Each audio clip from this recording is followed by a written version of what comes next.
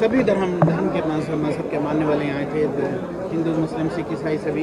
तो क्या पैगाम रहा आपका, क्या पैगाम है इसमें? ये आज के जो इफ्तियार था, सारे मजहब लोगों को यहाँ बुलाए गए थे हम लोग। ये हम पैगाम देना चाहते हैं, कांग्रेस सबकी पार्टी है, सारे समाज को लेके एक गुलदस्ता जैसा है कांग्रेस पार्टी। इसमें सब मजहब के लोगों के लिए मौका है।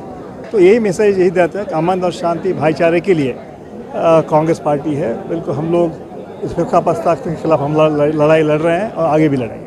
What's the message to the people of India, people of Karnataka? The hate agenda is on the rise in Karnataka. ಎಲ್ಲ ಭಾರತೀಯರು ಕೂಡ, ಎಲ್ಲ ಕನ್ನಡಿಗರು ಒಂದು ತಾಯಿ ಮಕ್ಕಳಂತೆ ಬದುಕಬೇಕು, ಅದೇ ನನ್ನ ಪ್ರಾರ್ಥನೆ।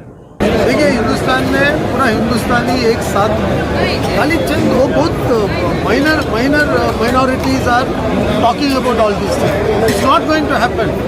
The government also will not allow any whichever government, it should not allow and it will not allow, and nothing like that can happen because we are living all together as brothers. How can something like that happen in our country?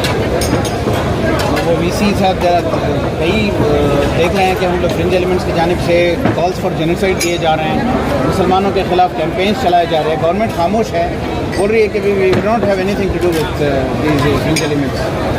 Government तो support कर रही है उनको। देखिए, कोई भी support करने दो, मुसलमान को डरने का कोई ज़रूरत नहीं है। हम मुसलमान हैं, हम मुसलमान रहेंगे। हम पीस का पैगाम दे रहे हैं। हमारा रसूल सल्लल्लाहु अलैहि वसल्लम भी वही दिए। तब क्या कुछ कम था? तब लोग कम थे, तभी भी यही सब चल रहा था, अभी भी वही चल रहा है। हम उसको हम हमारे इस्लाम के हिसाब से हम उसको फेस करेंगे, इसमें कुछ प्रॉब्लम नहीं है।